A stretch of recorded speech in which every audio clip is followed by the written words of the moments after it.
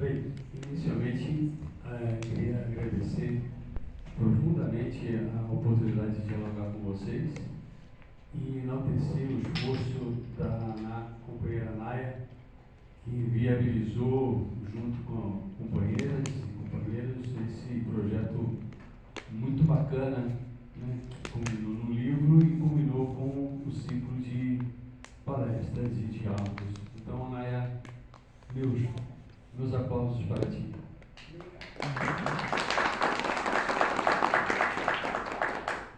Bem, ecossocialismo. Eu pensei em iniciar nosso diálogo primeiro falando, antes da rede, a sua semente, né, a sua força motriz, que é o pensamento do segmento ecossocialista. A gente tem, de uma forma muito clara, três desafios simultâneos e, ao mesmo tempo, tão importantes quanto um ao outro. O primeiro desafio é a participação das lutas imediatas, das lutas urgentes, das pautas urgentes, a proteção à agricultura familiar, a luta do acesso à água na quantidade e na qualidade necessária à produção humana, o direito, a defesa do direito da alimentação saudável, sem veneno, na quantidade adequada a todas as famílias, né? E aí vale a citação da Agenda 2030, com todos os seus poréns que a gente pode colocar, mas a evolução das ODMs, né, dos Objetivos do Milênio, para a Agenda 2030 é muito expressiva, porque pela primeira vez a ONU fala o seguinte: absolutamente todos nós temos direitos à saúde, à educação, todas as meninas, as mulheres têm direito à sua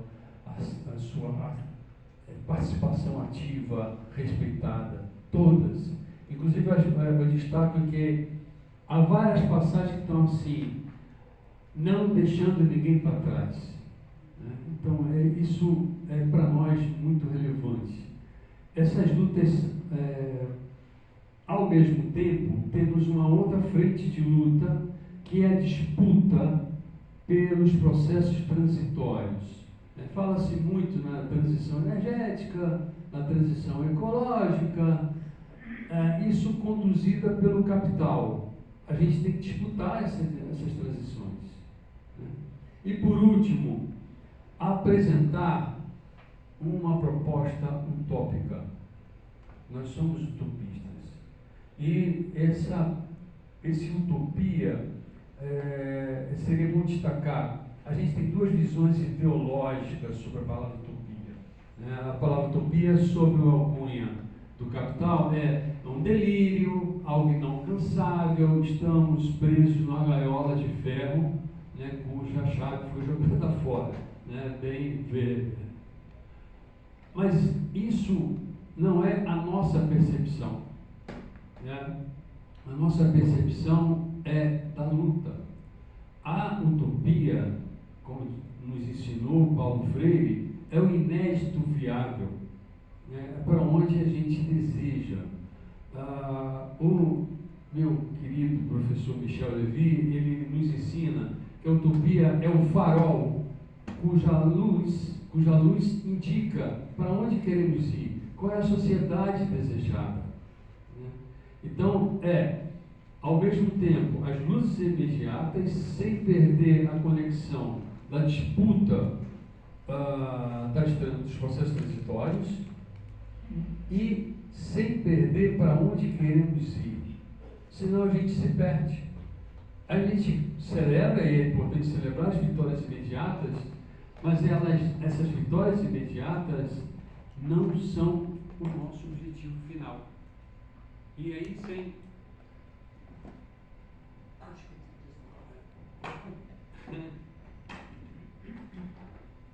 sem ter claro qual é o nosso objetivo final, a gente se perde. Como a gente se perdeu em vários processos históricos. Em vários processos históricos.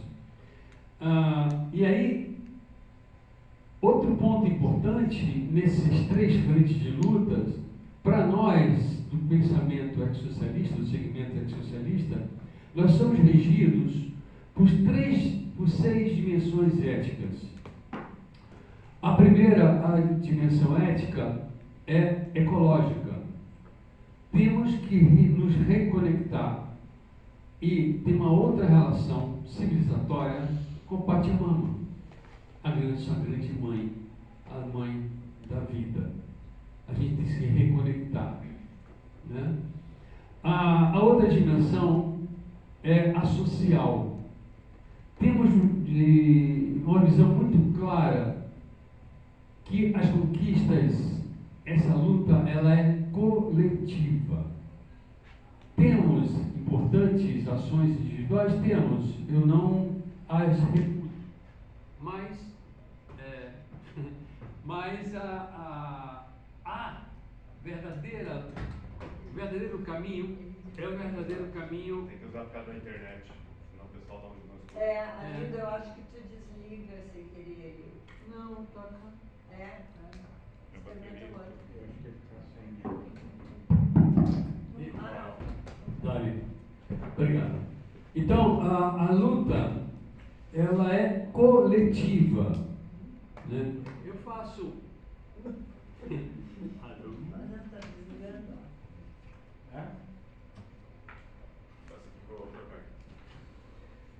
Só um pouquinho. Desculpa. 1 minuto para o comercial. Não deixe no meu livro. Momento comercial.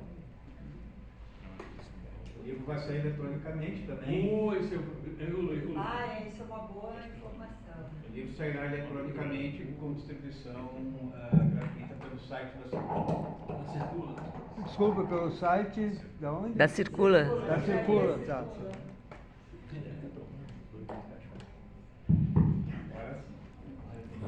Obrigado. Então, eu faço uma pequena analogia, brincando com a mão, né? Cada dedo tem a sua estrutura, osso, nervos, músculos, né? Então, há a especificidade da luta das mulheres, da negritude, dos indígenas, verde, vermelho, sindical. Sim, temos especificidades, mas a transformação quando a gente junta a mão. É esse gesto coletivo que a gente planeja, a gente busca, né? A outra dimensão é igualitária. Não podemos aceitar a colonização, inclusive a atual verde.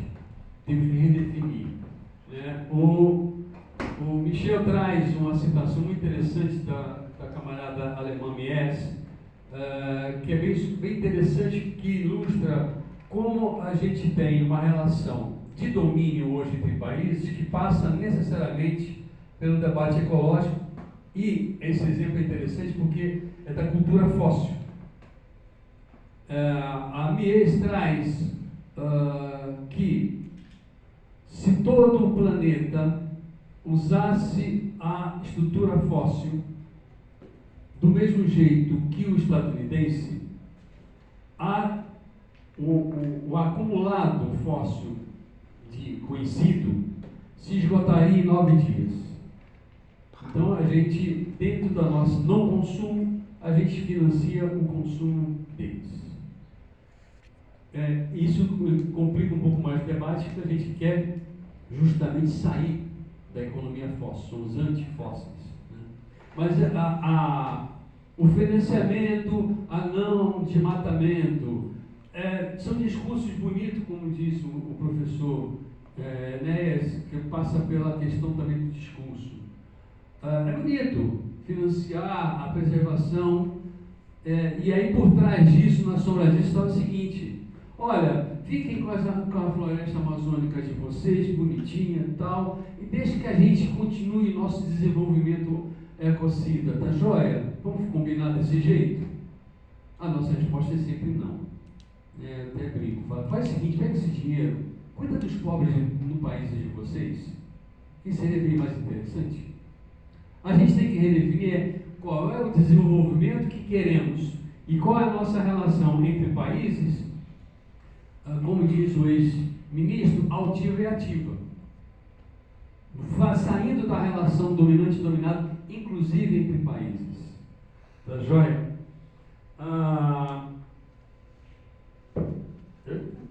Democrática. A outra dimensão ecológica, ética ecológica, é a democracia. Precisamos reconstruir uma sociedade efetivamente democrática. Isso passa até pela questão social, né? E a nossa relação em relação ao Estado. E aí resgato a fala do professor, que aí é uma grande luz para esse debate, né? O Estado está em disputa. E dentro dessa lógica que o professor muito bem nos explicou, eu vejo de uma forma muito clara que lá no fim daquela luz do farol deles, eles também têm utopia, diferente da nossa. Lá na frente, o que a luz indica é a substituição do Estado pelas corporações. Né? Aí seria um grande momento, né, do capital, a morte do Estado e as corporações assumirem essas circunstâncias distópicas. Né? Para nós é distópica. E aos poucos você nota, através dos discursos, através das ações, bem, se pega o ministério do nosso querido Donald, a gente vê claramente o capital se apropriando e substituindo as suas obrigações, vamos dizer assim, para o setor privado, pelo domínio do capital. Né? Então, nós temos duas frentes: é construir a democracia, né, nas relações políticas e sociais, e neste processo de construção a redefinição do papel do Estado. E aí vale a lógica do nosso querido Carlos Máximo: é não querer dominá-lo, é substituí-lo por algo popular, democrático. Né? A outra dimensão ética é a solidária. Precisamos, assim como a gente precisa substituir o Estado, né, na sua concepção burguesa dela, né, a gente também precisa substituir os processos produtivos, hoje dominados pelo capital. E terceiro, né, que o fio da meada a gente está no conceito da economia solidária. Só que avançando para além daquilo que nos ensinava o professor Paul Singer, né, trazendo um ensinamento, por exemplo, do André Goss, que é a economia comunitária em rede. E uma contribuição muito interessante do professor Michel Levy, que é a governança dessas instituições produtivas, isto é, termos representantes da sociedade civil no conselho dessas instituições produtivas. Por quê? As decisões de produção têm que respeitar, ter um nível de responsabilidade socioambiental para além da sua gestão corporativa. E temos nessa dimensão ética alguns grandes desafios, porque as atuais experiências de economia solidária, a gente não consegue ainda visualizar isso em grandes dimensões, em grandes projetos. A gente tem isso já em pequenos projetos. A autogestão é algo que nós já vivenciamos há mais de um século, em algumas experiências, e como é que levar isso no nível mais amplo? Esse é um desafio. Como as outras dimensões éticas também são grandes desafios. E por último, a dimensão ética radical. Por que radical? A questão da raiz. A raiz é a lógica do capital, que, de novo, reforçando as sábias palavras do meu antecessor aqui, né, professor Enéas, mudou de patamar e está mais radical. Ela está radicalizada no sentido da parte impessoal da lógica financeira, né? E a dimensão e esse domínio hoje é comprovada pelo estudo da Universidade Europeia que fugiu agora. Temos um núcleo, eles fizeram uma análise de gestão, né, através de controle societário entre empresas, e se notou que 147 empresas dominam 80% do PIB global. E desses 147 empresas, 75%, acho que 70% e 75% são rentistas. Então, a lógica que a mão que está carregando a economia global hoje é a mão da estrutura do pensamento financeiro, né? É muito mais além do que uma lógica de produtivo, não produtivo, capital improdutivo, capital produtivo. Ele vai para um patamar de política, né, de domínio, de governança global. E para nós, esta lógica tem que acabar. Por isso que a dimensão radical nossa do ecossocialismo é anticapitalista. Não há solução dentro da lógica capitalista. Como dizia o nosso querido amigo Daniel Tanuro, é impossível o capitalismo verde. São remendas de algo que é nocivo, que não é hostil. Disso tudo em cima de um cenário que nos dá urgência. Quando eu comecei a estudar, falava-se que o nosso colapso ambiental seria em 2100, parará, daqui a pouco já estamos em 2000. Essas previsões de 2060, daqui a pouco estamos em 2040. Né? Então temos urgência de redefinir e discutir e construir uma sociedade regida por essas 6 dimensões éticas. Tá joia? Nesse sentido, e aí usando de novo um pensador alemão que vive na França, o Arno Musten, ele nos ensina o seguinte: essa construção é um desafio que não pode ser, é impossível estar na mão de um ou outro grupo. É uma construção em redes. Por isso a gente tem trabalhado, seja no nível global, nós temos a nossa rede global ecossocialista, que também está na sua segunda versão, né? Aí o professor Michel pode trabalhar mais, porque ele vivenciou e vivencia essas experiências. E no Brasil, a gente também tem a nossa rede brasileira de ecossocialistas, que também está na sua segunda versão. O texto fala de uma versão intermediária, de um grupo muito bacana que tentou trabalhar até para uma rede latino-americana e não conseguiu avançar muito, até porque eu achei que eles foram muito audaciosos no start, no início, né? Bem, a gente teve em Belém, no Fórum Social Mundial de Belém, uma reunião de ecossocialistas, e lá tiramos a construção da rede. A construção da rede foi frutífera, foi interessante, mas ela sofreu no processo de cisão dos ecossocialistas no segundo mandato do Luiz Inácio, a cisão que deu em rede de sustentabilidade, que deu em PSOL, como eu coloquei no livro, ele morreu por inanição. Em uma conversa, né, nós reencontramos através de uma reescrita do Manifesto Brasileiro de Ecossocialistas, que escrevemos. Ela virou o Manifesto da Rede Brasileira de Ecossocialistas, e iniciamos o processo dessa reconstrução. É, para nós, um momento muito importante, porque é de enriquecimento mútuo.